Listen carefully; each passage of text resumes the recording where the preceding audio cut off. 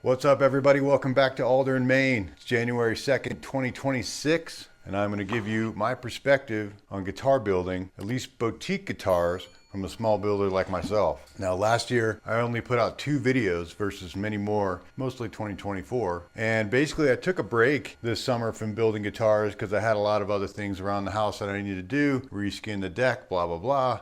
My son is almost 4 years old, demanding a lot more of my time. I basically also just haven't been selling many guitars. So I wanted to give a little perspective on where I come from this, and will I still build guitars? And the answer is yes, but I'll get to that. So as far as the guitar market goes, in my perspective, I only sell out of one store. I don't have a website. I have an Instagram page, which has never really garnered any sales. I do have this YouTube channel, which has gotten me a little attention, but it's not really marketing the guitars. So main credit for how I sell guitars goes to the Telluride Music Store boys, who do all the marketing. They take photos of the guitars that are in their shop, they put them on Reverb, it's spread out on the internet, and they have a beautiful little shop on Main Street in Telluride, Colorado, a little ski town. From about 2023 till up to now, I had 4 to then once 7 guitars on the wall, and now I'm back down to 4, I believe, that are on the wall. Price points vary from about $1,600 to almost $3,000. Which is a great number to be at for me. That's a price point that I'm happy to be sitting at. So from 2020 to 2025, I started really building these things in 2017, 2018, and I was just doing it small, and I didn't even have a shop like this. We were in a condo in Telluride at the time, and I had to build them out in the back alley. I had to bring all my tools back into the back of the truck every day. And then once COVID hit and the lockdowns happened, the motivation to move out of that condo and move to 5 acres and have a bigger spot with a little more space. We're now a 45-minute drive from Telluride, still working in the area, still have guitars in the same store, but I have the ability to have all my stuff set up and not put everything away. In 2020 into 2021, I really noticed some attention to not only the used guitars that I had to sell in order to get money for tooling, to make more guitars, but I also was selling 3 to 4 guitars a year, which was 2022, 2021, 2023 almost. And that was really great money for us. So I kept doing it. I was pushing to get at least 6 guitars a year out, which it got to a point with the store where they don't have enough wall space for me to do that. And then I was debating whether I should have a website and start that, and obviously I didn't. And then once we got into 2024, it really declined into about 1 guitar sale. And then 2025 was only 1 guitar sale until literally last week. Hammerform steel guitar, one of my first playlists was made on. That one just sold, and that was actually great because not only did it pump some interest back into me, but it also showed me that some of the weirder guitars are the ones that actually sell. We've had some models like the Leslie that I'm very proud of that we've made the most of, and they don't sell very well. So I'm not going to make another Leslie for a while because they, as beautiful as they are, if they don't sell, there's no point in making those. Telecaster style guitars sell very well because they're the most familiar guitar.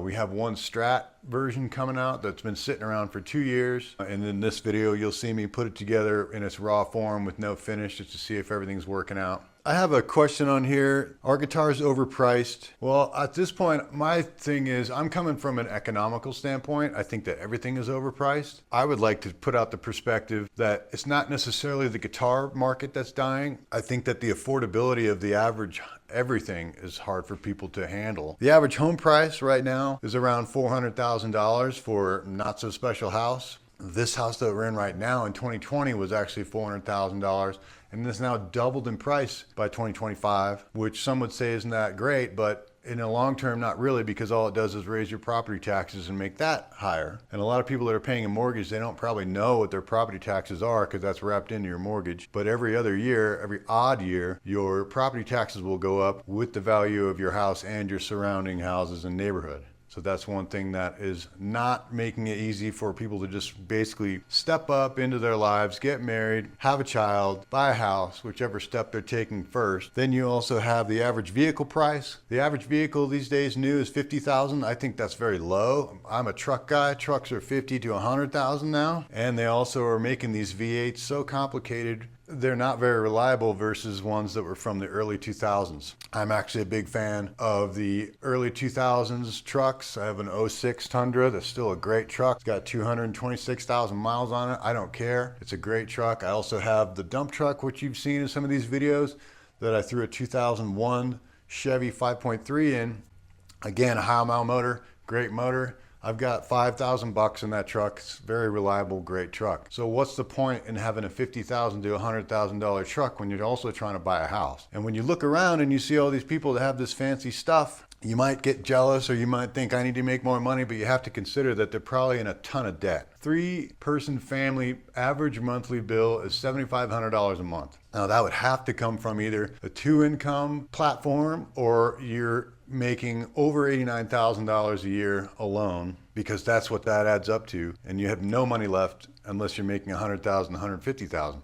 Now none of this stuff is new news, but this is where I'm coming from as far as like just the affordability of things and someone wanting to buy a boutique guitar. I get a lot of compliments and a lot of asks whether I can build them a guitar, and I say I certainly can. If you're a beginner and or you're just trying to buy something cool for your boyfriend or your girlfriend, there are some amazing quality guitars now for under 500 bucks. And I would rather show you, just go search the top 10 best guitars in that price range and pick what you like, than build you something for 1,000, maybe 1,500 probably. So that's the hard part, you know. I think the boutique guitar market, it's not that the guitar is dying, the affordability of life is dying. Childbirth. Our childbirth cost in 2022 with insurance, the insurance paid $25,000. I paid $9,000 out of pocket. And then on the other subject of cars, mechanical abilities and or the interest in becoming a mechanic is dying, which I've totally seen that. I'm 3 years away from 50. I've been mechanically inclined since I got my driver's license, since I was 15.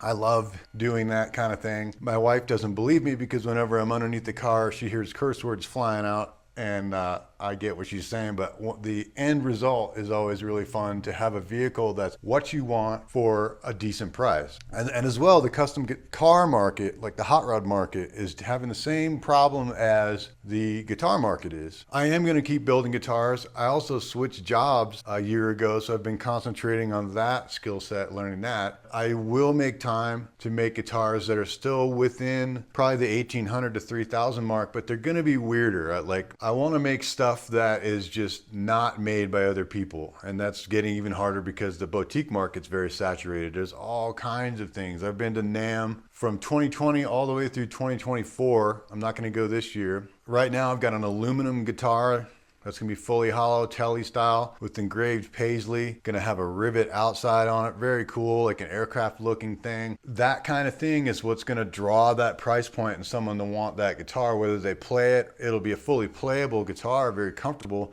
But most of the time, my guitars end up on the wall, which kind of bums me out. They become an art piece because I put a lot of time into the neck and into the fretboard and making sure everything's playable and the action is good and are there good pickups. The reality is that some of my guitars don't make it to the stage and don't get played because they are kind of weird. But if they sell and I can make what I want to make, that's fine. I'm not going to fret about that. Now, if you've made it this far into the video, we'll say a couple things. So we're in the Telluride, Colorado area. We're in the same county. We're 45 minutes away. We're out in cattle country, but me and my wife both work in that area. Anyone that lives out here or in Montrose or in the surrounding area, you drive in an hour or an hour and a half. The economy is in Telluride. This winter has been a unique one. It's been one of just like 2017. It is not really snowing, so the mountains suffered there. But this year, kind of unprecedented, is the Telluride Ski Patrol has gone on strike because their negotiations for the raises have failed. And so they've been on strike for almost a week, which doesn't sound like a long time, but the economy of this small town, now that we're just getting over New Year's, this is January 2nd,